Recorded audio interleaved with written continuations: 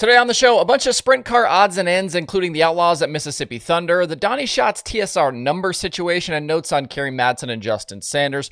We'll also talk Hunt the Front's future and some interesting rumblings on where we could see them in 2026. Let's go.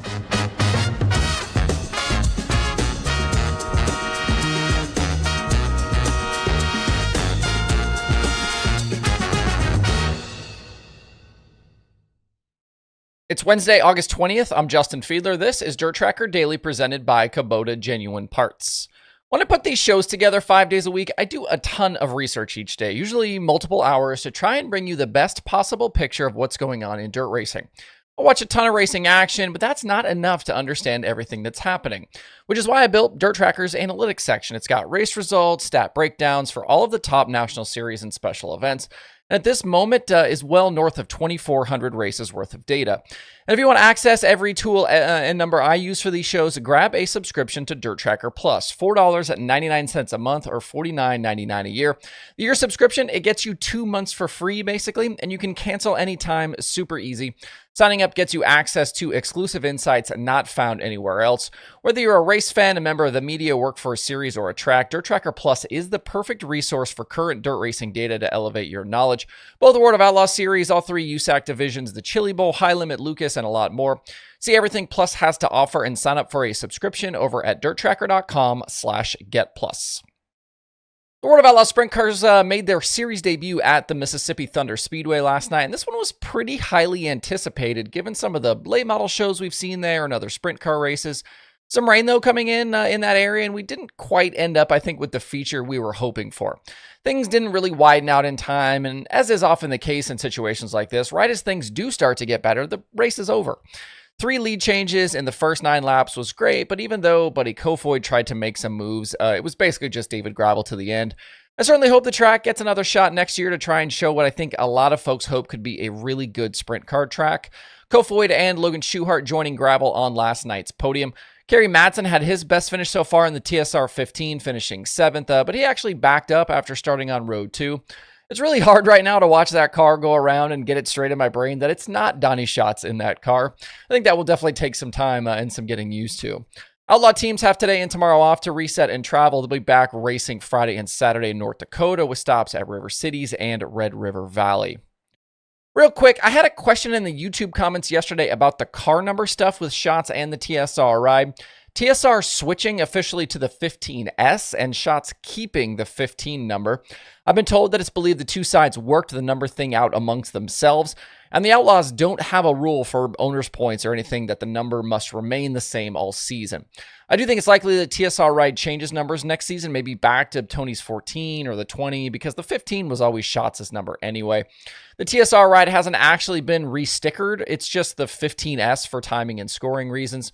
With only 20-ish races left, I'm sure still lots of 15 decals purchased and in stock for that team. It's just easier for TSR to finish the season of the 15, even though it would make sense for them if they decided to change.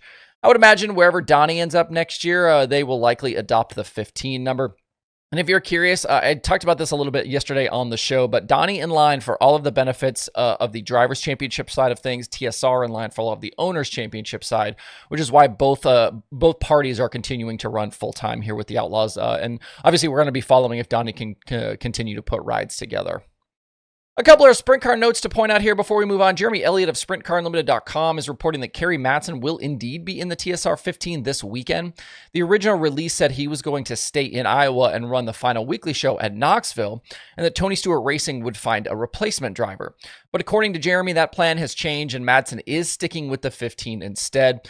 Madsen had been running Knoxville weekly this year in that second Vermeer-backed car and is currently 3rd in the track championship. Austin McCarl, though, has basically wrapped that championship up, so it does make sense that Madsen would be okay not running. Knoxville's 2025 sprint car season wraps up Saturday with their final weekly show, and then all that's left there is the late model Knoxville Nationals, which come up later in September. Also, as expected, Jeremy reporting yesterday that Justin Sanders will indeed stay in the Ridge & Sons 87 sprint car through the high-limit West Coast swing, filling in for the injured Aaron Reitzel. Publicly, they were signaling that Sanders would maybe run a few races and then Reitzel could come back sooner. But we talked at the beginning of this that Port Royal was likely the earliest Reitzel could realistically return with that broken foot, and that maybe it could go even further than that. RSR and Reitzel hoping that the Tuscarora 50 can be his first races back, with those events coming up in early September. Even though he hasn't been driving, Reitzel has been a presence with the team at a lot of these races. He was seen a lot around Knoxville. Sanders was 16th in the 87 during the Cappy at Knoxville, but struggled through the Nationals week. Back out west, though, on his home turf, much better this past weekend. 5th at Tulare on Friday, and his first high-limit win at Placerville on Saturday. I think Sanders will be a serious contender this week at the Gold Cup, and then he'll get starts in the 87 at Douglas County and the 3 days of the Skagit Nationals. Skagit, another track where Sanders could shine.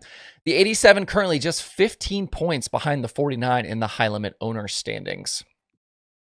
Last night's Summerfast Super DIRTRACKR Series event at Land of Legends was rained out. They are trying to find a rescheduled date for that one, so things not completely canceled as of yet. Summerfast was then supposed to close out today at Fulton Speedway, but as of this morning, that one is canceled. No makeup date coming there. Peter Britton and Tim Sears Jr. winning the 2 completed Summerfast races during this kind of big block mini speed week. Matt Williamson, the SDS points leader through 17 races, with Alex Yankowski trailing by 88 points and Matt Shepard 129 back in third. The series returns to action August 28th at Can-Am Speedway. Final item for today. We know that after Spencer Hughes and JCM Motorsports parted ways, JCM brought in Hunt the Front's Joseph Joyner to run their car at the Topless 100 last weekend. JCM has been a full-time Lucas team all season, although they needed a waiver to keep their status after missing the North-South 100 at Florence. The Hunt the Front car was going to be on the shelf for the weekend anyway, so a solid opportunity for Joyner to get some extra racing in. He finished 7th in his Friday prelim feature and ended up 18th in the Saturday Big Show after some tire issues. Hunt the Front announced yesterday that Joyner will return to the team's 10 car this weekend for the Hunt the Front Super Dirt Series at North Georgia. But his time with JCM isn't done. The plan right now is for Joyner to be back in the 19M when Lucas heads to Lernerville August 29th and 30th. That is confirmed by both sides. We don't know yet if JCM will attempt to run this weekend at Port Royal. They haven't announced a driver, haven't said anything, but that is something to keep an eye on as well. Word on the streets, though, is this partnership with JCM and Joyner will continue beyond that. Joyner will be conflicted out of running the Lucas weekend at Brownstown in September as he continues to chase the Hunt the Front Series Championship, but he will likely run Knoxville, PA Motor Speedway, and the Dirt Track World Championship with JCM, all of those obviously Lucas races. I would not be shocked to see that announced here in the coming days or weeks. And as we start looking towards 2026, there are rumblings that Hunt the Front and JCM could partner to tackle the entire Lucas schedule next year. JCM already with an established team in place, and Hunt the Front with Joseph can bring their sponsors and their promoting prowess to really elevate everything. And JCM, they're based in Birmingham, Alabama. That's just a little over 4 hours away from Hunt the Front's base in Florida. I think this deal would make a ton of sense for both sides. On its own, Hunt the Front doesn't have the resources to tackle an entire national tour season, but a partnership like this would be a game changer for them. And JCM gets a solid driver who can bring some help on various fronts. The JCM team has rockets with Durham Power, which would be a transition for Joyner, who's been running those Capitals, but it didn't seem to bother him at Batesville. And in terms of promoting and fan draw, I think having Hunt the Front out with Lucas all the time would be a solid addition to that series. Nothing is confirmed as of yet, but this is definitely a deal to watch here down the stretch. That's the show for today. Don't forget, if you want even more dirt racing content, make sure to follow DIRTRACKR across social media. That means Facebook, Instagram, TikTok, and more. Wherever you are, so is DIRTRACKR. Just search out DIRTRACKR. Hope you guys have a great Wednesday out there. We'll see you right back here tomorrow.